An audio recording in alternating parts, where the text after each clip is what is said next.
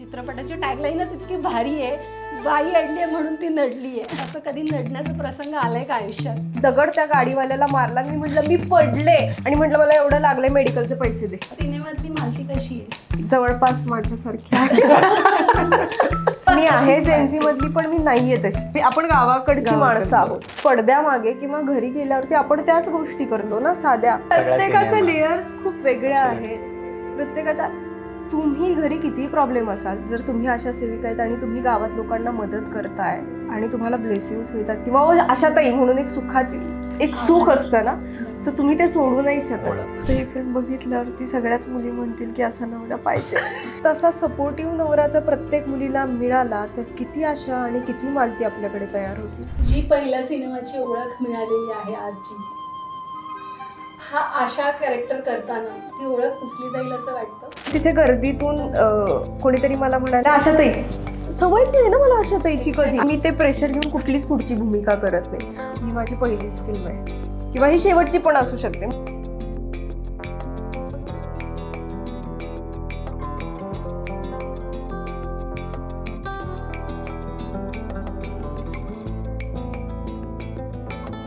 नमस्कार, मी आरती शिंदे. लगावबत्ती पॉडकास्टमध्ये आपल्या सगळ्यांचं खूप खूप स्वागत आहे.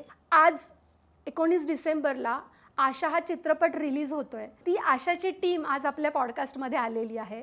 आपल्यासोबत आहे रिंकू राजगुरू, जी आशामधली मालती आहे, जी खरं तर आशाच आहे असं आपण म्हणूया. आणि चित्रपटाचे दिग्दर्शक आपल्यासोबत आहेत दीपक पाटील सर. सोबतच आपल्या निर्मात्या चित्रपटाच्या दैवता चव्हाण पाटील मॅडम आहेत. तुमच्या तिघांचंही खूप खूप स्वागत आहे लगावबत्ती पॉडकास्टमध्ये. चित्रपट एक नवीन आशा घेऊन येत आहे आणि चित्रपटाची टॅगलाईनच इतकी भारी आहे, बाई अडली आहे म्हणून ती नडली आहे. रिंकू, मला तुलाच विचारायचं पहिलं की असं कधी नडण्याचा प्रसंग आलाय का आयुष्यात? किती प्रसंग सांगू? किती सांगू असं विचार नाही, करते. खरं तर नाही. म्हणजे असे कार पार्किंग करायला दुकानावर, काहीतरी कधीतरी कुठेतरी लहानपणी कॉलेजमध्ये. लहानपणीचं मला एकच आठवतंय, जिथे मी पावसाळा चालू होता आणि सायकलीवर जायचे ना शाळेमध्ये, तर माघारी येत होते. तसं टर्निंग पॉईंट आहे आणि गावाकडे तेव्हा सिग्नल नव्हते, असं काही नसतं. तर भर पावसात मी येताना एक टू व्हीलर अशी मला धडकली आणि मी खाली पडले.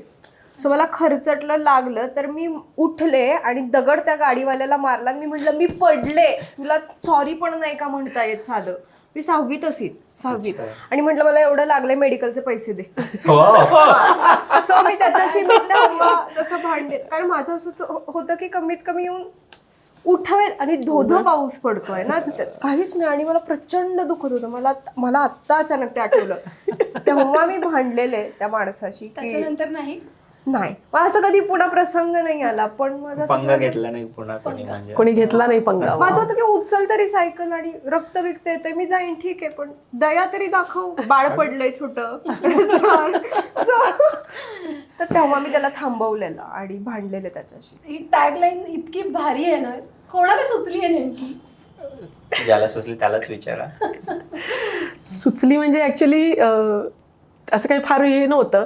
एक आम्ही रात्रीचे 11-11:30 वाजता असं की काहीतरी टॅगलाईन पाहिजे आणि असं गमतीत म्हणजे विदिन लाईक 5-7 मिनिट्स हे क्लिक झाली आणि बसलं काहीतरी पाहिजे, ती बाईपणाची असली पाहिजे, त्या शब्दातच बाईपण आलं पाहिजे.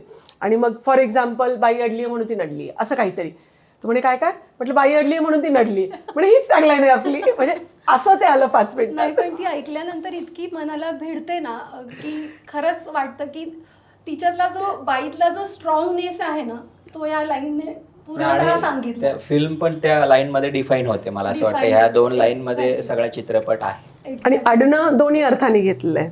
ते आता सिनेमा बघितल्यानंतर कळेलच की अडणं म्हणजे काय आहे. रिंकू, तू मालतीचं कॅरेक्टर प्ले करतेयस, आशा ताई बनली आहेस. मला तुला विचारायचं आहे, तू हा चित्रपट येण्याआधी, तुझ्यापर्यंत येण्याआधी तू कधी आशाताईंना भेटली होतीस? लहानपणी. तुला त्यांचं काम माहीत होतं? नाही, इतकं खोलातलं काम मला नव्हतं माहिती. त्या मला माहिती असण्याचं एवढंच होतं की अंगणवाडी किंवा लहान मुलांना पोलिओ असेल, वजन करायला येतात, की बरं आहे ना लहान बाळ, काही नाही ना.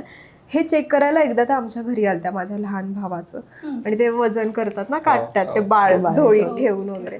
सो तेव्हाच मी त्यांना पाहिलेलं आहे. पण त्या काय येत आहेत, त्या कोण आहेत माहिती नाही, फक्त कोणीतरी छान विचारपूस करायला एक त्यावेळी काढायचं नाही ना, कोणीतरी येतात त्या आणि खाऊ वगैरे देतात, एवढंच ते माहिती असायचं, तेवढीच काही ती ओळख होती. आणि मग नंतर आता ही फिल्म आल्यानंतर अभ्यास सुरू झाला असेल. अभ्यास सुरूपेक्षा फक्त सरांनी फिल्ममध्येच कळतं की त्यांचं काम काय. मी जेव्हा स्क्रिप्ट ऐकली तेव्हा कळालं, आणि तेव्हा लक्षात आलं की खूप मोठं काम आहे जे कधी आपण त्याच्याकडे लक्षच देत नाही त्या गोष्टींकडे. आणि मग मला कळालं की त्यांचा प्रवास काय आहे, त्यांचं काम आहे. इव्हन शूटच्या दरम्यान मी खऱ्या अशा सेविकांना भेटले, त्यांच्याशी गप्पा मारल्या की कसं काम करता, मग घर कसं सांभाळता, मग कोणी ओरडत नाही का, मग इतका उशीर होतो का यायला. तर मला कळालं की तो संघर्ष त्यांचा किती मोठा आणि कठीण आहे. पण असं लॅपटॉप हातात घेऊन आशाताई सर्च करून असं काही वाचन झालं का या निमित्ताने? नाही, मी गुगलला फारसं नाही विचारलं, कारण सर मला म्हणालेच की तू इथे आली की मी आशा सेविकांना पण भेटवतो, आणि त्यांनी मला सांगितलेलं की काय काम करतोय, कशाविषयी आपण फिल्म करतोय, काय असतं. तर माझी आई सरकारी शिक्षिका आहे, तिने मला सांगितलं की काय असतात काय नाही व्यवस्थित. त्याच्यामुळे गुगलवर तितका मी विश्वास नाही ठेवत जितका मी खऱ्या माणसाशी बोलताना मला असतो कायम. आपण मग त्या सगळ्या आशाताई जेव्हा तुला भेटल्या, त्यांचं काम तू ऐकलंस किंवा त्या तुझ्याशी बोलल्या, तो संवाद काय होता सांग ना आम्हाला जरा. मी त्यांना विचारलं की तुमची कामाची पद्धत काय आहे, मग कधी कधी तुम्हाला भीती नाही का वाटत, कारण प्रत्येक जण तुमच्याशी प्रेमाने वागेल अशा ताईंशी असं नसतं ना, मग तेव्हा तुम्ही इग्नोर करता का. त्यांचं म्हणणं आहे नाही, आमचं काम आहे, आम्ही विचारणार आहे शेवटपर्यंत आणि मदत करणार. मग सासू नाही का चिडते, नवरा नाही का, भांडणं नाहीत का होतात. मग त्यामुळे आम्ही समजून घेतो त्यांना, कधी समजावून सांगतो. काही काहींच्या सासवा आहेत ज्या मुलं सांभाळतात, सून काम करते, नवरे सपोर्ट करतात. पण आहे स्ट्रगल प्रत्येक कामामध्ये असतोच. पुन्हा रात्री 12-1 वाजता त्यांना इमर्जन्सी जावं लागतं, वाहन नाही आहे सरकारचं त्यांच्याकडे. सो त्या धडपडत जातात, पण त्या मदत करतातच त्या व्यक्तीला. सो हे चिकाटी आणि पगार तितका नसतानाही फक्त आपल्याला एक आशाताई म्हणून ओळख मिळते समाजात, एक निस्वार्थ भावना. हां, त्या भावनेने काम करणं हे आजही ही खूप मोठी गोष्ट आहे असं मला वाटतं. कारण पैसे मिळाले तरच मी काम करतो ह्या मताचे लोक असतात ना, त्या लोकांसाठी काम करतात. सिनेमातली मालती कशी आहे?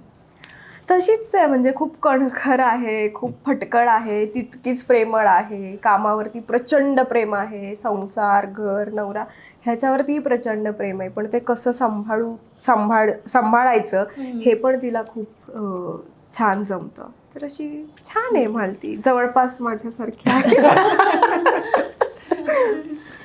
तर मी तुम्हाला विचारते, जसं मी आधी म्हटलं की खूप सायलेंटली काम करतायत या आशाताई, थोडक्यात दुर्लक्षितच आहेत असं आपण म्हणू. तर आशाताईंवरच का सिनेमा करावा असं वाटलंय? नाही, कारण काय की बऱ्याचदा आशाताई म्हटलं आणि आशा वर्कर्स म्हटलं की आपल्याला त्यांची आंदोलनं दिसतात, किंवा मुंबईत आझाद मैदानावर त्या आल्यात आणि घोषणा देत आहेत, किंवा वृत्तपत्रांमध्ये त्यांच्या मानधनाविषयी बातमी येते, आणि ते आलंच पाहिजे, ते सगळ्या महत्त्वाच्या गोष्टी आहेत. पण त्याच्या पलीकडे पण एक माणूस आहे जो आरोग्य व्यवस्थेचा कणा आहे खरं तर आपल्या पूर्ण भारतातला. जिथे कोणीच पोचत नाही तिथे आशा जाते. तर त्याच्यामुळे हा विषयच इतका फॅसिनेटिंग होता, आणि कोविडच्या काळात तर त्यांचं काम आपण सगळ्यांनी बघितलंच होतं. तर त्यामुळे त्या दृष्टीने रिसर्च करायला घेतलं, आणि हे लक्षात आलं की आशा या फक्त महाराष्ट्रात नाही आहेत, या भारतभर आहेत. म्हणजे हिंदुस्थानातल्या सगळ्या राज्यांमध्ये हे काम होत आहे, आणि जगभरात अशी स्कीम नाही आहे कुठल्याही देशात जी आपल्या देशात आहे. आपल्या देशात आहे. इतक्या यशस्वी पद्धतीने राबवली गेली आहे. आणि मला वाटतं WHO ने, वर्ल्ड हेल्थ ऑर्गनायझेशनने त्यांना ग्लोबल हेल्थ अचिव्हर्स पुरस्काराने सन्मानित पण केलंय 2022ला, कोविडचं जे काम होतं. आणि आशा ANM नर्स, आरोग्य कर्मचारी सगळे. तर मग असा जो घटक आहे तो आय थिंक समाजाला कळला पाहिजे, आणि त्यातनंच मग ती प्रेरणा घेत आशाताईंना भेटत ती चित्रपटाची कल्पना सुचली, आणि आज आशा आहे तुमच्या समोर. इतकं दुर्लक्षित राहिलेलं काम जेव्हा सगळ्यांसमोर या चित्रपटाच्या माध्यमातून येणार, आपण अशी आशाच करूयात की ते प्रत्येक जण पाहिल आणि प्रत्येक जण त्या कामाचे अप्रिशिएट करेल.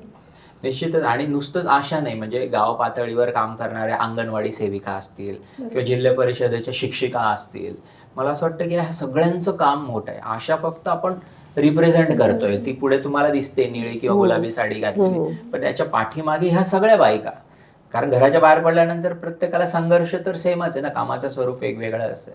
तर ते ह्या चित्रपटाच्या माध्यमातून कळेल ते लोकांना. हो, दिग्दर्शक म्हणून एखादं कॅरेक्टर इथे सुरू होतं आणि मग एक व्यक्ती म्हणून ते समोर उभं राहतं. मालती कॅरेक्टरसाठी रिंकूच हे कसं सुचलं?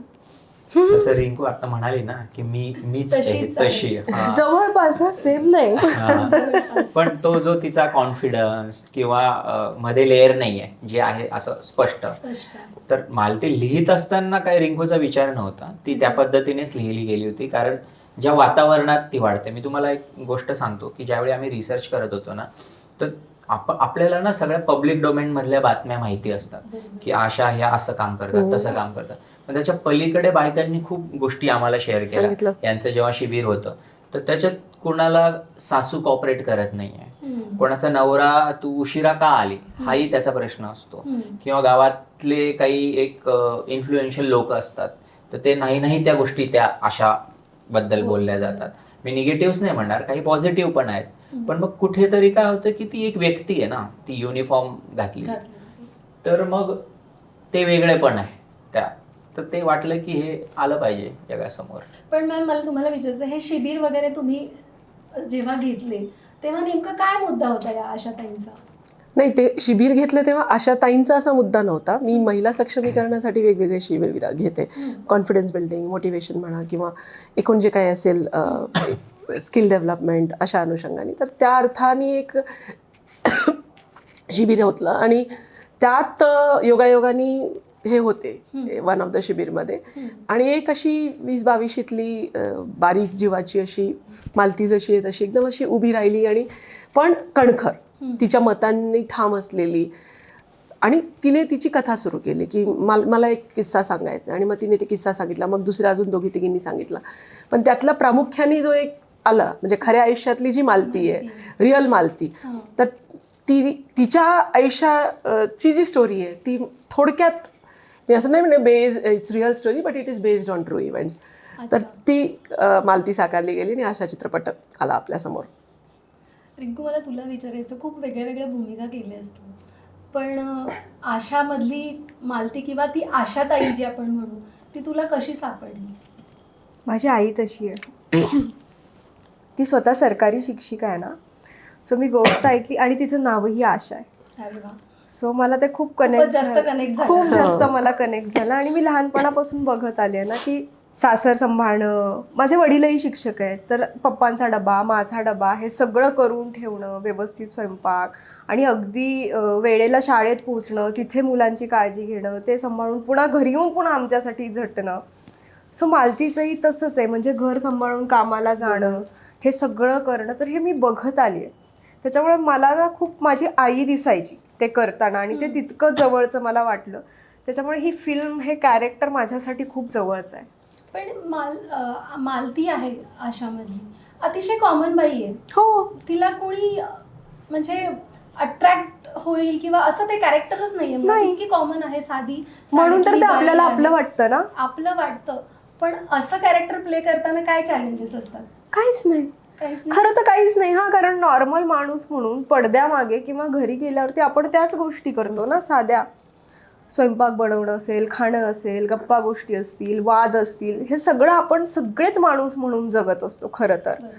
त्याच्यामुळे असं चॅलेंजिंग मला असं वाटतं की त्यांचं इमोशनली आणि मेंटली त्या किती स्टेबल आहेत आणि काय पद्धतीने काम करतात ना, ते समजून घेणं फक्त होतं हा सगळा प्रॉब्लेम्स असताना. सो मला वाटतं त्याच गोष्टी असतील, आणि एक चिकाटी त्यांची, आणि कामावरचं प्रचंड प्रेम, ह्या छोट्या छोट्या बारकावे आहेत. मला वाटतं की पण आपली आताची जी सध्याची समाज व्यवस्था आहे त्या चौकटीत आहे. जर आशाला बसवायचं झालं तर उशिरा येणं किंवा दिवसभर घराच्या बाहेर राहणं, मैलोनमैल खूप लांब चालत जाणं, हे सगळं ऍक्सेप्टेबल नाहीये, बरोबर ना? मग ही आशा कशी भिडते बाकीच्या लोकांच्या मनाला? जर प्रेक्षकांना तुला ही आशा पटवून द्यायची आहे तर तू काय सांगशील? 19 डिसेंबरला 19 डिसेंबरला जवळच्या चित्रपटगृहात. त्यासाठी कारण ना प्रत्येकाचे लेयर्स खूप वेगळे आहेत. प्रत्येकाच्या तुम्ही घरी कितीही प्रॉब्लेम असाल, जर तुम्ही आशा सेविका आहेत आणि तुम्ही गावात लोकांना मदत करताय आणि तुम्हाला ब्लेसिंग्स मिळतात किंवा आशाताई म्हणून एक सुखाची एक सुख असतं ना, सो तुम्ही ते सोडू नाही शकत. ओळख तुम्हाला मिळते. म्हणजे माझी आई असं आहे की माझ्या आईचं माझं कामावरती प्रचंड प्रेम आहे. मी 7च्या शाळेला मी 4ला उठून डबा करीन, मी 2 तास कमी झोपीन, पण मी शाळेत जाणार. सो हे कामाविषयीचं जे प्रेम असतं ना, मला वाटतं ते आशाताईंचं खूप आहे. त्याच्यामुळे ह्या गोष्टी गळून पडतात नंतर सगळ्या. खरं तर ज्या आशांना आम्ही भेटलो त्यांचं एक होतं की आशा आम्हाला एक ओळख देते. म्हणजे एरवी मी बहीण आहे, सासू आहे कोणाची किंवा मुलगी आहे, सून आहे, पण आशा ही माझी ओळख आहे. घराच्या बाहेर पडल्यानंतर मला आशाताई नावानी होतात. तर त्या आयडेंटिटीसाठी त्यांचं जे काय प्राईड आहे त्यांच्यामध्ये दिसतं ते म्हणजे वाखाणण्याजोगं. आणि खूप छान गोष्ट आहे ना आशाताईंची, त्यांचा एक युनिफॉर्म आहे हो. And uniform tells us the unity. हा, unity. ही युनिटी दाखवते. ऍब्सोल्युटली. आणि ही काही बिलकुल- ठिकाणी ब्लू आहे, काही ठिकाणी पिंक आहे, काही पण ही ठिकाणी युनिटी समाजात इतकी विखुरलेली आहे. म्हणजे असंख्य आशा वर्कर्स आहेत, ते आपल्याला तशा समजत नाही. शहरात तर खरं तर माहितीच नाहीयेत की आशाताई म्हणजे माझ्या आईच्या मुलांना माहिती नाही की म्हणजे काय ग. हे दुर्दैव आहे आपलं. पण आशाताई खेडोपाड्यात आणि गावागावामध्ये बऱ्यापैकी माहिती आहे. म्हणून आम्ही त्यांना येतात. सायलेंट आर्मी असं म्हणतोय Yes. चित्रपटामध्ये, किंवा हे युनिफॉर्म आहेत आणि सायलेंट बरोबर आर्मी. शब्द तुम्ही सांगितला. आणि ही आर्मी नडतीये हो, आता. त्याच्यामुळे हे सगळे टॅगलाईन असतील किंवा हे शब्द इतके छान जुळतायत या सगळ्या कॅरेक्टरसाठी. आता मालती ही फक्त आरोग्य सेविका नाहीये, ती छान घर सांभाळते, तिचं एक कुटुंब आहे, नवरा आहे. त्या या कुटुंबामध्ये तिचा नवरा तिला साथ देतोय, हे खूप आयडियल वाटतं. तुम्हाला वाटतं का खऱ्या आयुष्यात? मी 2 जोड्या अशा बघितल्यात. बघितल्या? कोण एक तर ही अरे वा. आणि दुसरे माझे आई बाबा. माझ्या आई लग्नानंतर माझ्या आईला पप्पांनी शिकवलंय आणि मग शिक्षिका बनवलंय आणि तिच्या पायावर पप्पांनी उभं केलंय. अरे वा, ही खूप सो मोठी गोष्ट आहे. सो घरून सपोर्ट असू नसू तुला शिकायचंय ना, मी तुला शिकवतो. सो हे मी स्वतः जवळून इतकं बघितलंय ना, त्यामुळे ह्या सगळ्या असतात ना, का नाही अशी माणसं असतात. पण अशी पण माणसं असतात की जी लग्नाच्या वेळेला सांगतात की लग्न लावून द्या, आम्ही मुलीला शिकवतो, पण ते शिक्षण अर्धवट राहतं. असे पण खूप आहेत. डेफिनेटली दोन्ही पारड्याच्या दोन्ही बाजू असतात. नाही, पण काय होतं ना, मगाशी आता मी आणि रिंकू मगाशी जेव्हा बोलत होतो ना की आपण पॅट्रियार्की किंवा पुरुष व्यवस्था असं म्हणतो, तर अजूनही हा प्रवास चालू आहे आपल्या समाजाचा. कारण ज्या पद्धतीचं अपब्रिंगिंग मुलांचं होत आहे ना, तर त्यांना त्याच गोष्टी बघायला मिळतात एक्झॅक्टली. की आपले वडील जास्त हवी आहेत बरं का, आई बरोबर, किंवा आई घरात आहे तर तिचं एवढं इम्पॉर्टन्स नाहीये, वडिलांचं आहे. तर हे कुठेतरी आता हळूहळू बदलायला लागलंय. तर ते जसं बघणार तसे ते वागणार. म्हणजे जो मुलगा लहानपणी जे बघतोय तो तसं नवरा झाल्यानंतर होईल. पण आपण आशा करूया आता जेनझी कडून की बदल होत आहे, चांगल्या चांगल्या गोष्टी. आणि नुसतं जेनझी मागच्या पिढीत पण चांगल्या होत असणार. रिंकू आता जेनझीला रिप्रेझेंट करते, पण तरी सुद्धा ती म्हणते की मला आशा माझ्यासारखीच वाटते, मला जवळपास मी आहे तशीच जेनझी वाटते. मधली, पण मी नाहीये तशी मुळात. कारण माझं अपब्रिंगिंग आपण गावाकडची माणसं आहोत, त्याच्यामुळे त्या मला गोष्टी उलट नाही कळत काय. बऱ्याच वेळेला आपण जेनझी फार पॉझिटिव्ह सेन्सने मी नाही, या ठिकाणी नाही, मांडलेलं आहे. कळत नाहीत म्हणजे त्यांचे टर्म्स आणि हा, कंडिशन ते आणि बोलणं नवीन आणि- शब्द आलेत ना, सो पटकन क्लिक नाही ते- होत ते मला. words- बाकी तर अर्थात ते चांगलंच काम करतात आणि चांगल्या गोष्टी करतायत डेव्हलप, ती गोष्ट वेगळी. नाही, पण बऱ्याच वेळेला आपण पेट्रियार्कीबद्दल मगाशी बोलले की आपण घरात जेव्हा मुलगा मुलगी जेव्हा होतो तेव्हा आपण फार प्राईडली म्हणतो की मी आपल्या मुलीला मुलासारखं वाढवलंय. आणि त्याच्यात त्या पेरेंट्समध्ये असतं की नाही मी इक्वालिटीमध्ये बिलीव्ह करतो, पण मुलाला मुलीसारखं वाढवलं असं म्हणणारं एकतरी पालक मला दाखवा. म्हणजे मग मुलीला मुलासारखं वाढवणं हे चांगलं आहे, पण मुलाला मुलीसारखं वाढवणं हे मुलगी असणं अजून पण it's not up to the हे म्हणजे बघितलं जात नाही. तर म्हणून मग जेव्हा मुलाला पण मुलीसारखं वाढवलं जाईल, म्हणजे ती सेन्सिटिव्हिटी आणली जाईल, तेव्हा मग कदाचित तू म्हणते तसा बदल जो आहे आपल्याला दिसेल. म्हणजे मुलगी जेव्हा घरी किचनमध्ये स्वयंपाक करते तेव्हा ते असं वाटतं की वा तिचं कोणी कौतुक करणार नाही, पण मुलांनी साधा चहा जरी उकाळा वा वा वा बघ किती. पण आता जेनझी मध्ये ते आहे माहिती आलंय का, आता. जर नवरा बायको असतील, तुम्ही एकत्र राहत जरी असाल ना, तर असं होतं की आता मी सकाळी कामाला चालली आहे, तू काहीतरी करून ठेव, मी आलं की खाते, आणि संध्याकाळी वाटलंच तर मी करते. ऍब्सोल्युटली. सो हे आता बऱ्यापैकी आले. किंवा म्युच्युअल अंडरस्टँडिंग. हा, डेफिनेटली. किंवा मुलं कित्येकदा म्हणतात तू काय घरी बसून करते, काहीतरी काम शोध, तू पण काम कर, तूही काहीतरी केलं पाहिजे. सो आता हे बऱ्याच गोष्टी घडतायत मालतीला तिचा नवरा कसा सपोर्ट करतो या सगळ्या सगळं सांगितलं तर मी film मध्ये काय बघणार. कसं सांग ना मला काहीतरी. तेच लोकांना थोडीशी उत्सुकता. See, नवरा म्हटलं आणि एकत्र फॅमिली म्हटलं तर दोन गोष्ट असतात. एकीकडे असते आई, एकीकडे असते बायको. ऐकायचं कोणाचं मन तर दोघींची पण राखायला असतात. तर ते बॅलन्स कसं करतो आणि कसं तिचं मन राखतो ना, हे तुम्ही फिल्म मध्ये बघा. इथे एक उदाहरण आहे. हा म्हणजे पुन्हा माझ्या आयुष्यात मी अशी दोन बघितलेली माणसं डेफिनेटली पप्पा आणि सर यांना मी सेटवरती पण बघितलंय. सो पण हा विषय खूप सिरियस आहे ना. मला त्या कॉमेडी बद्दल सांग ना. तुमची काहीतरी केमिस्ट्री झाली असेल ना ऑन सेट, काहीतरी गमती जमती. गमती जमती म्हणजे असं हलकं फुलकं वातावरण असायचं. खरं गंमत जम्मत असं काही फारसं नाही झालंय. पण तो जो सीन आपण ट्रेलर मध्ये बघितलाय ना, तो भन्नाट होता. जिथे आम्ही शूट केलं ते एक डॅम आहे आणि ते धरणाच्या काठावरती गाडी ट्रेलर आहे. मधला shot. आणि जी मालतीची मैत्रीण आहे ज्योती, तर ते एका त्या खोपडीला शोधत असतात अशा पद्धतीचा आहे. आणि गाडीवर आणि चढते. ती गाडीवर चढते आणि ती गाडी सरळ घसरा जाते. ते लिटरली म्हणजे ती गाडी ज्या पद्धतीने जाते ना आणि खाली दरी होती, तर आणि मग समोर मालती शिव्या देते तोच सीन आहे म्हणजे का? हा नाही नाही नाही नाही शिव्या देते तो वेगळा सीन आहे. पण तो पण ट्रेलर मध्ये आहे. हा सो बेसिकली ती त्या गाडी ड्रायव्हर नाहीये ना, म्हणून ती शोधायला अशी वर बघते. आपल्या ट्रेलर मध्ये आहे. आणि तिच्या वजनाने म्हणजे कोणीही माणूस गाडीवर चढला की गाडी स्लोप खाली जाते. तर आमचा शॉट असा होता की सरांचं म्हणणं होतं चालू गाडीत तू पळत पळत जायचंय, ड्रायव्हरच्या सीटवर बसून ब्रेक ओढायचा. बरं तो असावाला पण ब्रेक नाहीये की पायाने दाबलाय. जुनी गाडी तो टाइम नाही होणार असं नाही होणार. होईल होईल होईल कर कर म्हटलं सर पुढे दरी पाणी. लोक असे थांबलेत. म्हटलं सर हातावरून पण गाडी जाईल काय होणार. जवळपास सगळा क्रू साईडला समोर उभा होता की गाडी आली की आपण आपण कंट्रोल अडवायची करूया गाडी. त्या ठिकाणी दोर वगैरे असं पण ते सगळं केलं आम्ही चालू गाडीत उडी मारून पण मग तो सीन केला केला केला केला जमला. तिथे पण नडली. मैत्रीण आहे ना. तर मला तुमच्याकडून ऐकायचंय. तुम्ही सांगा, रिंकूने अगदी शॉर्ट सांगितलं. अजून सेटवर काय या दोघांची काय केमिस्ट्री होती? सांकितने तिच्या नवऱ्याचा रोल प्ले केलेला आहे. मला वाटतं ना सांकित आणि रिंकू हे दोन डिफरंट पोल्स आहेत. अच्छा. म्हणजे रिंकू म्हणजे सहजता. तिला तुम्ही खूप पेपर वगैरे दिलं तर ते नाही वाचत. तिचं असं असतं की तुम्ही स्वतः सांगा, तुम्ही मला करून दाखवा. अगदी तो रोमॅन्टिक सीन असू दे की ऍक्शन सिक्वेन्स असू दे, एकदा मला बघायचं तुमच्यात. आणि तिला ते करून दिलं की ते तुम्ही 100% दिलं ते 200% तिकडनं येणार. सांकितचं असं आहे की तो खूप प्रश्न विचारणार. एक तर फिल्म स्कूलमधनं आलेला आहे, त्याच्यामुळे ह्या पात्राचं काय प्रश्न, याच्या आधी काय सीन झाला त्या. पण मला असं वाटतं की दोघंही आपापल्या जागेवर करेक्ट होते ते. कारण त्याची एक मेथड आहे, रिंकूची आहे. आणि दिग्दर्शक म्हणून माझं तर असं आहे की एकदा कलाकारांना आपण जितकं स्वातंत्र्य दिलं तितकं त्यांच्याकडून आपल्याला मिळतं. आणि तो प्रयत्न केलाय, तर त्यामुळे बॅलन्स झालाय त्यांचं त्या गोष्टी. इनफॅक्ट त्यांच्या त्या वेगळे पणातनं अजून काही गोष्टी नव्या तयार झाल्या, नाविन्य. प्रेक्षकांना पण एक नवी जोडी पहिल्यांदा हा. दिसेल पण रिंकू आणि आता साई. आशा ताई तुम्ही शिबिरातून बघितली किंवा तुम्ही पुढे अभ्यास केला आता चित्रपटाच्या निमित्ताने, पण आशा ताईचा नवरा सांकित हे कॅरेक्टर कसं उभं केलं? मी सांगू का, मला ऍज अ फिल्म मेकर म्हणून असं वाटतं की असं व्हायला पाहिजे.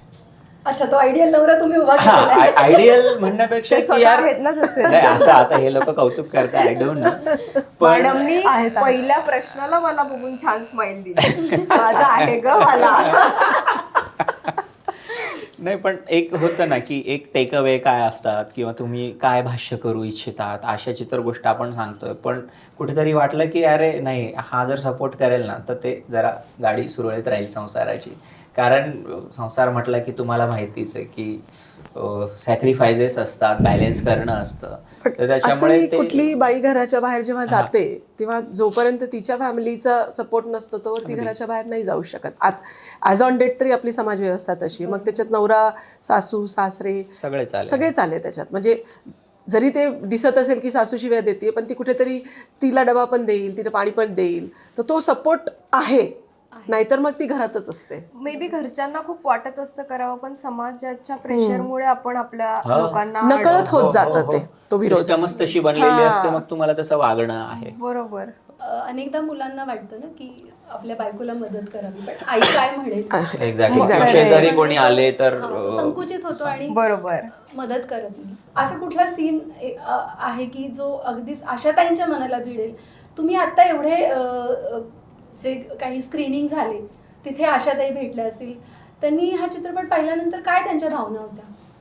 खूप म्हणजे Screening माननीय बद्दल सांगा. उपमुख्यमंत्र्यांनी स्क्रीनिंग केलं होतं. जागतिक कन्या दिवस. कन्या दिवसाचं निमित्त होतं आणि एकनाथ शिंदे साहेबांनी जवळपास 600 आशा वर्कर्सना महाराष्ट्रभरातून आणून तो सिनेमा दाखवला. अच्छा. श्रीकांत शिंदे फाउंडेशन तर्फे मुंबईला. आणि तो पहिला प्रसंग होता आमच्यासाठी, कारण आपण रिसर्च करून लिहिलंय आणि चित्रपट महोत्सवातही गेला, पण तो ऑडियन्स वेगळा आहे. हा रिअल ऑडियन्स आणि आशा, अंगणवाडी आणि इतरही महिला सगळ्याच तर तिथे होत्या.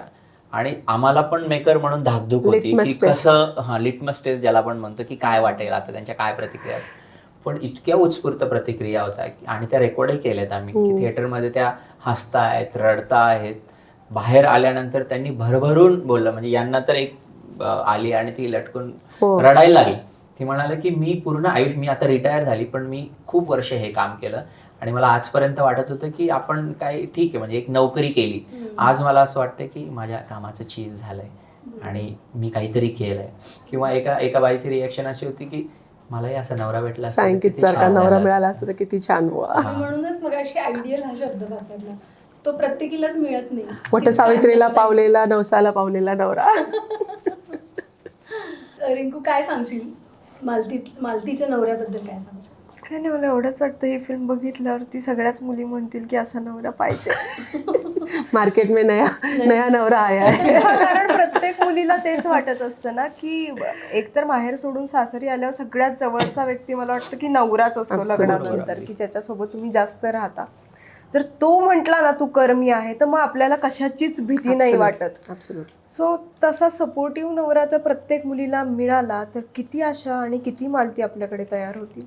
तू एवढे सिनेमे करतीयस, सैराट पासून ते आशापर्यंत प्रत्येक भूमिका वेगळी केली आहेस, पण जी पहिल्या सिनेमाची ओळख मिळालेली आहे आजची, हा आशा कॅरेक्टर करताना ती ओळख पुसली जाईल असं वाटतं? मी मरेपर्यंत नाही पुसली जाणार, म्हणजे हे मला व्यवस्थित माहिती आहे. सो मला ती पुसायची पण नाही खरं म्हणजे, कारण मला आर्चीने ओळख दिली आहे महाराष्ट्रात. ती प्रत्येकाच्या घरात आहे, प्रत्येकाच्या मनात आहे. आर्चीताई मला सगळे म्हणतात, रिंकूताई म्हणतात. पण नवीन ओळख तयार करायला मी मागे नाही पडणार. मला वाटतं की मलाही वाटतं की जशी आर्ची म्हणून मला लोक ओळखतात तसं आशाताई पण म्हणून आता ओळखतील. मी मध्ये एकदा नागपूरला गेलते, मी ह्या दोघांनाही सांगितलं. सो तिथे गर्दीतून कोणीतरी मला म्हणाले आशाताई. सो मला खूप छान वाटलं. मी 2 मिनिटं बघितलं, सवयच नाही ना मला आशाताईची कधी. आर्चीचीच सगळीकडे सवय. सो ते म्हणाले आम्ही तुमचं ते बघितला, ते ट्रेलर टीझर येते, छान वाटतंय. सो कुठली ओळख कधी पुसायला नाही आवडणार, पण नवीन ओळख करायला मला खूप मी हा आवडेल. प्रश्न त्याचसाठी विचारला की तू सिनेमे करतेस, वेब सिरीज मधून पण तू दिसली आहेस, पण ते असतं ना की आपण वेगळं वेगळं कॅरेक्टर प्ले करतोय. सो लोकांनी ते आता पाहिलं पाहिजे, लोकांनी ती ओळख म्हणून मला ऍक्सेप्ट करायला हवं. आर्ची नो डाऊट ती अगदी मनात बसलेली आहे आणि ते डायलॉग्स पण लोकांच्या अगदी पाठ आहेत, पण ते चॅलेंज कायम राहतं ना तुझ्या बाबतीत? मी ते चॅलेंज म्हणून नाही घेत खरं तर कुठली गोष्ट, किंवा मी ते प्रेशर घेऊन कुठलीच पुढची भूमिका करत नाही. मला वाटतं मी त्यावेळी केलं आणि मी ते तिथेच ठेवलं. म्हणजे मी ते लोकांकडे सोपवून देते. प्रत्येक काम केलं की हे मी केलंय, हे घ्या, आवडलं सांगा, नाही आवडलं तरी सांगा, पुढच्या वेळी त्याच्यावरती आणखी काम करीन. पण मी सगळंच घेऊन पुढे मला नाही चालता येत. Too much of baggage to carry. म्हणजे प्रत्येक फिल्म करताना मला काय वाटतं, इव्हन आशाचं पण, की ही माझी पहिलीच फिल्म आहे किंवा ही शेवटची पण असू शकते, मला माहिती नाही. सो इथे 100% द्या, इथे नीट शिका, पुन्हा नव्याने काम करा, नवीन डिरेक्टर, नवीन माणसं. त्यामुळे मागच्या फिल्मचं बॅगेज घेऊन मी नाही चालत. बरोबर. पण तू इतक्या लहान वयात काम करायला सुरुवात केली, पहिल्याच फिल्ममध्ये इतका फेम, नेम सगळं मिळालं, आणि आता तू जेव्हा जेव्हा सिनेमे करतीयस मला वाटतं तू सगळ्यात लहान असशील ना त्या टीम मध्ये, आणि तुझे सगळे को-ऍक्टर सगळे मोठे आहेत.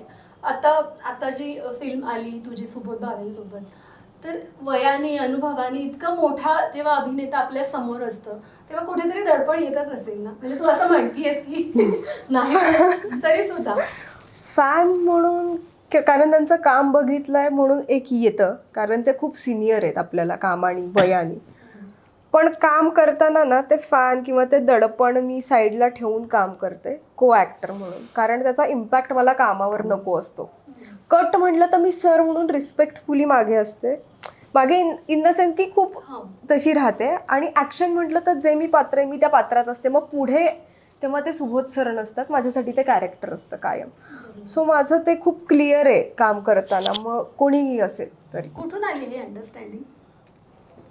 अनुभवांनी आले असेल बहुतेक, नाही माहिती. जेवढं कराल तेवढं तुम्ही शिकत जा. हा मे बी. हा म्हणजे तेच मोठ्यांकडून आपण काही गोष्टी घेत असतो आणि नकळत त्याच्यातून- बघून बघून पण शिकत असू मे बी आपण. ती धार लागते, आपण म्हणतो ना हत्याराला जर धार लावायची असेल त्याला परत परत घासावं लागतं. प्रोसेस आहे ती. पण या सगळ्या याच्यामध्ये कोणासोबत काम करताना असं कोण को ऍक्टर आहे की तो जास्त कम्फर्टेबल झाली असतो? सगळेच छान होते.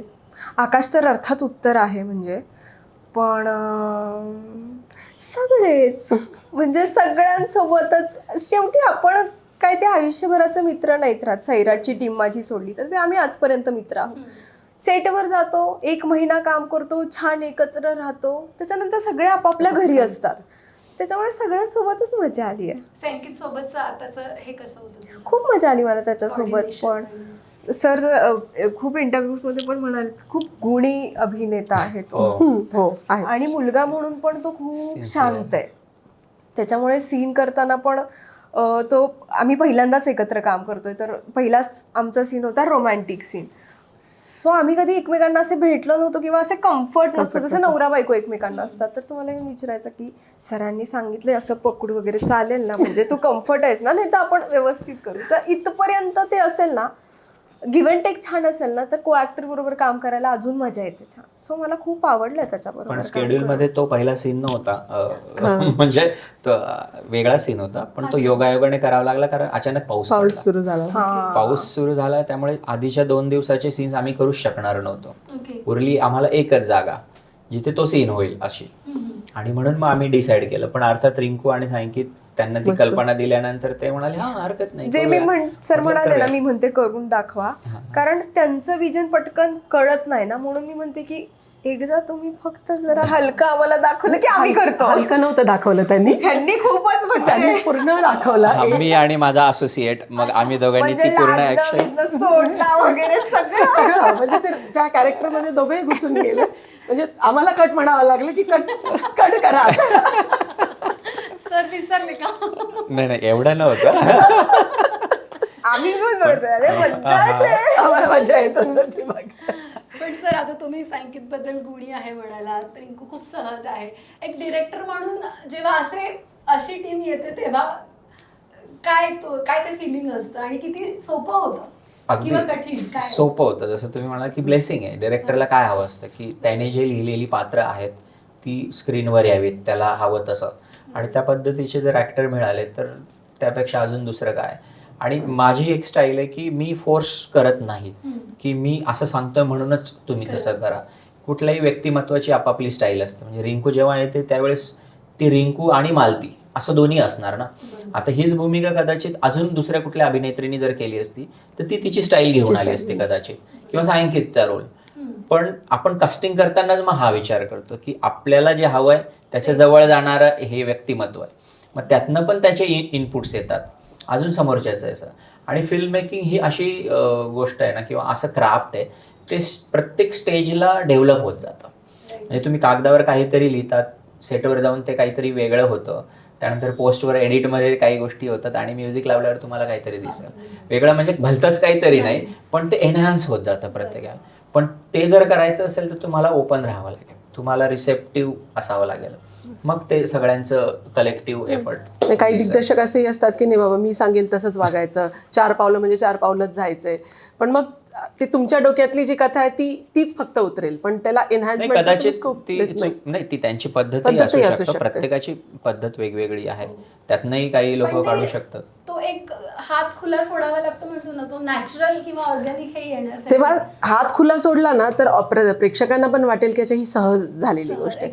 फार अशी बांधलेली नाही वाटत. त्यामुळे मला पर्सनली वाटतं की थोडंसं फ्लुइड असलं पाहिजे आणि ते त्यांनी खूप उत्तमरित्या केलं आहे.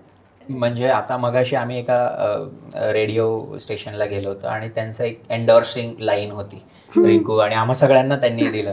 आणि त्यांचं असं होतं की असं असं असं बोला, इथे ब्रँड नेम घ्या, ते घ्या, ते घ्या.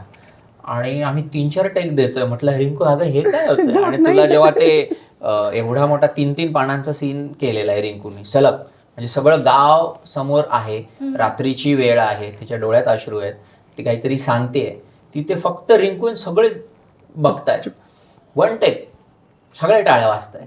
मग हे कुठून येतं?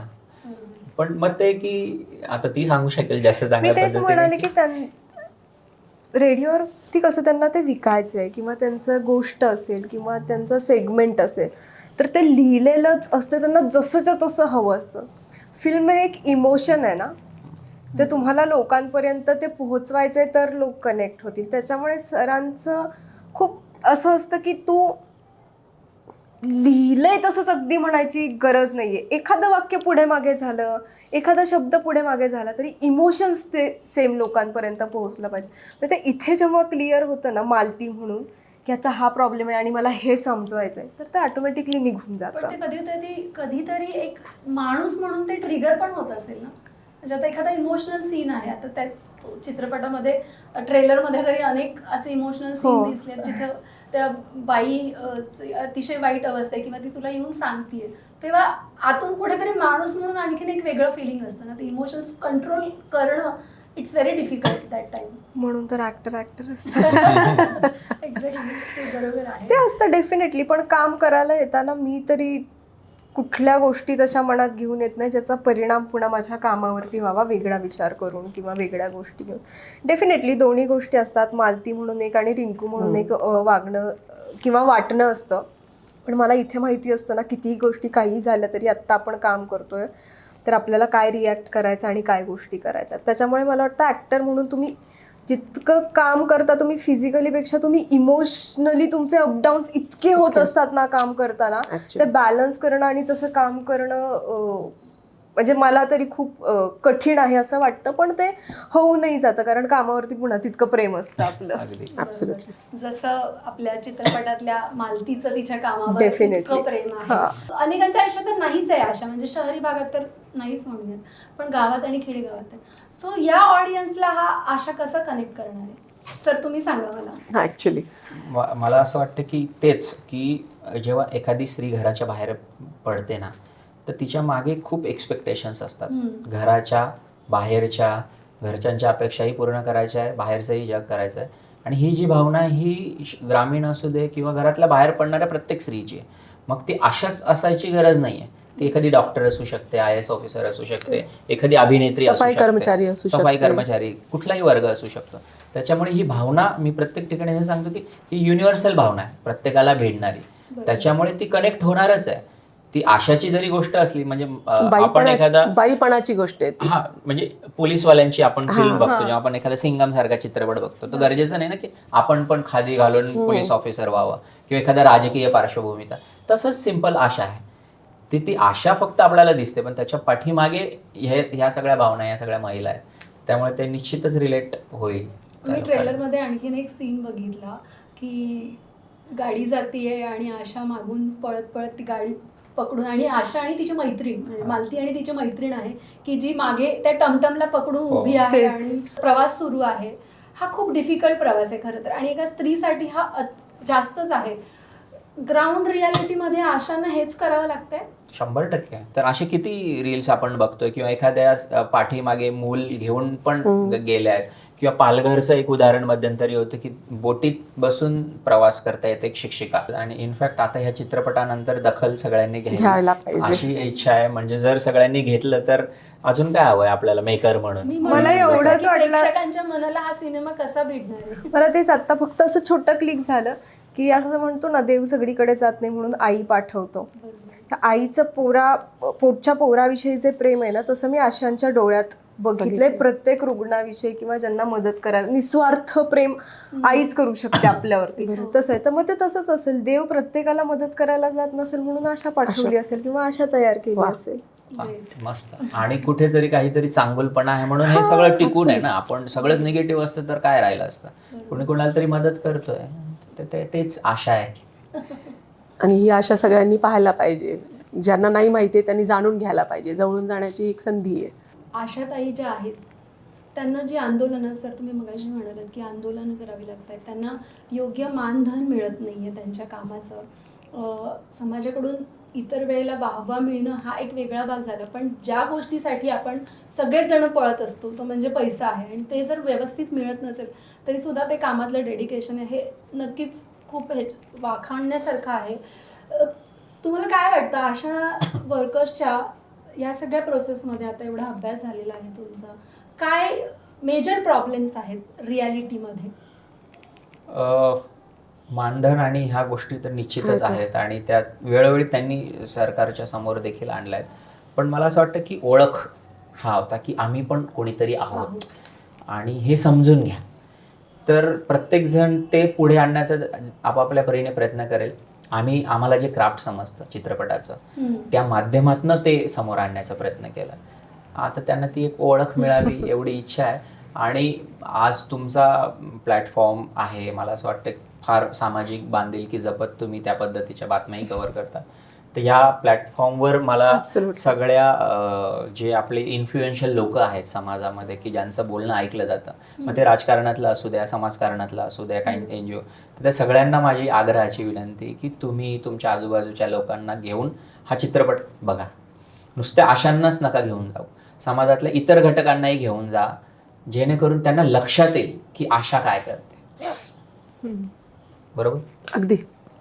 निर्मात्याला काय पाहिजे, म्हणजे निर्मात्याला काय हवंय असं. आणखी तुला विचारायचं आहे की आशाने तुझं आत्ता सध्याचं जग व्यापलेलं आहे, पण पुढे भविष्यात तू या आशा वर्करसाठी काय करशील जर तुला संधी मिळाली?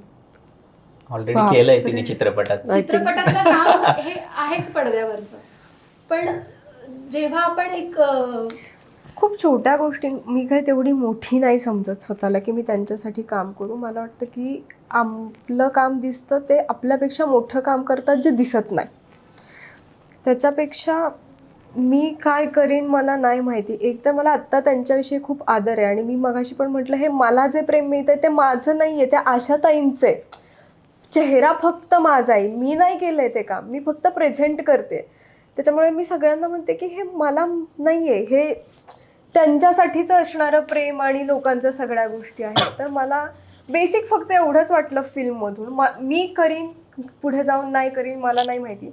मला असं वाटतं की त्यांच्याकडे कमीत कमी येण्या जाण्यासाठी एक वाहन तरी असावं, जेणेकरून त्यांना कधीही प्रवास करावा लागतो. लगाबत्तीच्या प्लॅटफॉर्मच्या माध्यमातून तू आता जी मागणी केली मागणी नाही केली, म्हणजे कोणापर्यंत पोहोचली पाहिजे असं वाटतं? माझी कोणापर्यंतच नाही पोहोचली पाहिजे किंवा मी करीन नाही करीन कोणी करा मला नाही माहिती. पण मी जितकं फिल्ममधून स्वतः आशा सेविका म्हणून अनुभवलंय ना, मला बेसिक गोष्ट मला असं वाटते कमीत कमी एक वाहन तरी असावं किंवा त्यांचा फिल्ममधल्या ज्या गोष्टी आहेत पगार व्यवस्थित मिळावा त्यांना. का तर त्या कधीही, त्यांना वेळ काळ काही नाही, त्या कधीही काम करतात 24 तास. कधीही अवेलेबल असतात. आणि सगळ्यात महत्त्वाचं म्हणजे त्यांना आता तुम्ही मान सन्मान द्या, एक ग्लास पाणी विचारा, तुम्ही कसे आहात हे तुम्ही त्यांनाही विचारा, तेही माणसं आहेत. सो एवढ्या छोट्या छोट्या गोष्टींनी त्या खूप खुश, त्या काय कोणीही माणूस खूप खुश होईल की त्यांच्या आपल्याला एक पारितोषिक मिळालं तर आपण किती खुश होतो की आपल्या कामाची दखल घेतली जाते. सो त्यांच्याही कामाची दखल घ्या आणि त्यांनाही तो सोहळा द्या. 19 डिसेंबरला तुम्ही सिनेमा बघा. नक्की बघा. मला एक प्रश्न मॅमना विचारायचा आहे. असं होतं ना की जेव्हा एक स्त्री बाहेर पडते, एक साधा विषय आहे, तिला जर ती मैलोनमैल चालत जाते, तेवढा प्रवास करते, जर तिला टॉयलेटला आलं तर रस्त्यामध्ये शौचालय नसतात. हा खूप मेजर इश्यू आहे. प्रत्येक आशाताईला हा प्रॉब्लेम फेस करावाच लागत असेल. इव्हन शहरातल्या सगळ्या महिलांचा प्रॉब्लेम आहे. म्हणजे प्रत्येक महिलेला सगळ्याच महिलांचा प्रश्न आहे आणि त्यातल्या त्याच्या सतत प्रवास करत असतात. आपण शहरातल्या मी महिलांना आधी काय नाही याच्यासाठी केलं की ती उठून ऑफिसमध्ये जाऊन बसतीये, पण आशाताईंचं तसं नाहीये. त्यांचं कामच फिरायचंय सगळीकडे. त्यावेळेला हा प्रश्न खूप येत असेल. हो ना. तर याच्याकडे तुम्ही कसं बघताय? म्हणजे हे खूप दुर्लक्ष नाही मला असं वाटतं की अगेन म्हणजे मी हे सांगेन की हे फक्त Safety आणि इवन आरोग्य हायजीन आणि हां, सेफ्टी hygiene या दोन्हीच सगळ्या. गोष्टींचा हे फक्त आशांपुरताचा मर्यादित नाही आहे हा प्रश्न. कारण हा शहरी भागातला म्हणजे आपण पण जेव्हा घराच्या बाहेर जातो तेव्हा हे इतक्या सो कॉल्ड मुंबईमध्ये पण हा प्रॉब्लेम जाणवतोय. तर त्यामुळे तो काही एका विशिष्ट गटापुरता प्रश्न नाही. हा मला वाटतं प्रत्येक घराच्या बाहेर कामाला जाणारी किंवा न जाणारी घराच्या बाहेर पडणारी तर तो एक आय थिंक कम्प्लिटली वेगळ्या पद्धतीने हँडल करायला पाहिजे. तो काय आशा स्पेसिफिक इश्यू नाही आहे. आशा स्पेसिफिक जे मुद्दे मगाशी रिंकू म्हणाली तसं की वाहन असला पाहिजे त्यांच्यासाठी. आता सुदैवाने मानधनची रक्कम वाढली आहे तर ते एक चांगली गोष्ट आहे. त्यांना जे डिजिटल एज्युकेशन दिलं जातं टेक्नॉलॉजी टॅब दिला जातो तर त्याच्यासाठी डेटा पॅक जो आहे तो दिला जावा. हे मला जेवढं कळलं आशांकडून तर ते मी आपलं तुमच्यापर्यंत पोहोचवण्याचा प्रयत्न. संवाद साधलाय. सो या त्यांच्या बेसिक गोष्टी आहेत ज्या त्यांना मिळायला हव्यात. इवन एक समाज म्हणून आपण सुद्धा जेव्हा ते आपल्या दारात येतात ते आपल्यासाठीच आलेले असतात खरं तर. तेच. तर अगदी, एक अगदी. ग्लास पाणी जे रिंकू म्हणाली खूप कनेक्ट करणारी गोष्ट आहे बरोबर. ती. एक माणूस म्हणून आपण तितकं तर त्यांना विचारू शकतो उन्हातानात ना फिरून. म्हणजे एशियन फिल्म फेस्टिवलमध्ये जेव्हा चित्रपट दाखवला गेला आणि झाल्यानंतर ऑडियन्समधून एक माणूस उभा राहिला. तो म्हणाला की मी शहरातला आहे आणि मला फक्त वरवर आशा माहिती होती पण मी तिला दारातनंच बोलायचो. आता इथून पुढे हा सिनेमा बघितल्यानंतर मी तिला एक ग्लास पाणी नक्की विचारेन. मला स्वतः आशा कोविड काळात कळली. मी पण शहरातली आहे त्यामुळे मला माहित नव्हतं की आशा काय असते. अनेकांना माहिती नाही नाही माहिती आहे. आशा ताई काय आहे, त्यांचं काम काय आहे. इवन आपल्याला त्यांचा जो युनिफॉर्म आहे तो सुद्धा माहिती नाही, त्याचा रंग कुठला आहे. बातम्यांमध्ये येते आशा नाही अशातला भाग नाही. कोविडच्या आधी बातम्यांमध्ये पण मग हा ठीक आहे काहीतरी चालू आहे. पण तिला जवळून जेव्हा पाहण्याची संधी मिळाली तर म्हटलं की हे प्रेक्षकांपर्यंत पोहोचलं पाहिजे. पण हा विषय त्यांचा जो विषय आहे तो जर पोहोचायचा असेल तर स्पेशल काय स्क्रीनिंग होतं व्हायला कसं? हवंय की नकोय आशाताईंसाठी? काय मला सांगाल? मला निर्माती म्हणून पेक्षा मला एक स्त्री म्हणून असं वाटतं की प्रत्येक आशा अंगणवाडी महिला बचत गटच्या ज्या बायका आहेत ANM वर्कर्स आहेत किंवा युनिफॉर्ममध्ये काम करणारी प्रत्येक बाई जी आहे तिचा एक संघर्ष घराच्या बाहेर पडणारी जी आहे प्रत्येक बाई तिचा हा संघर्ष हा आशा चित्रपटातून दाखवला. पण आशा स्पेसिफिक आशाविषयी जर म्हटलं तर तो गट लोकांपर्यंत पोहोचावा. कॉमन जसं मी म्हटलं की मला कोविड काळात आशा ही जवळून कळली. ही त्यांचीच गोष्ट आहे. त्यांची गोष्ट आहे. तर असा एक खूप मोठा वर्ग आहे की ज्यांना आशा माहीत नाही आहे आणि जेव्हा मग ते पेपर वाचतील की आशांनी आंदोलन केलं तर ते असं नाही ठेवणार. आशांनी आंदोलन केलं तर ती आशा कोण आहे हे मला त्या सिनेमामधून कळतंय. तर आमचा सिनेमा मागचा उद्देशच आहे की आशांचं एक परसेप्शन जे आहे तिच्याकडे बघण्याचा दृष्टिकोन आहे तो बदलावा. तर मी ह्या व्यासपीठावर हेच म्हणू शकते की जास्तीत जास्त जे लोक आहेत त्यांनी आशांना त्या चित्रपटगृहामध्ये घेऊन जावं आणि त्यांनी हा चित्रपट त्यांना दाखवावा. नक्कीच आशाताईंचे खूप सारे प्रश्न आहेत की जे या निमित्ताने आणि रिंकूच्या माध्यमातून आपल्याला पडद्यावर दिसणार आहेत. आपण सगळेजण तो चित्रपट पाहायला जाणार आहोत आणि आशाताईंचं हे काम आपल्याला कसं वाटतं हे तुम्ही आता कमेंटमध्ये तर सांगणारच आहात. पण याच्या पुढे जेव्हाही आशाताई भेटतील तेव्हा त्यांच्या मनामध्ये आपल्या मनामध्ये त्यांच्याविषयी एक आदर असायला हवा आहे. आणि काहीच नाही तर 2 घूट पाणी तर आपण त्यांना विचारू शकतोय. तुम्हाला हा पॉडकास्ट कसा वाटला ते नक्कीच सांगा आणि अशाच इंटरेस्टिंग पॉडकास्टसाठी लगावबत्ती पाहायला विसरू नका. तुम्ही तिघंही लगावबत्तीच्या सेटवर आलात. तुमचं सगळ्यांचं खूप खूप धन्यवाद. Thank you so much. आणि तुमचेही धन्यवाद की तुम्ही हा विषय घेतलात आणि आता तुमच्या माध्यमातून तो लोकांपर्यंत पोहोचतोय. Yes, thank you.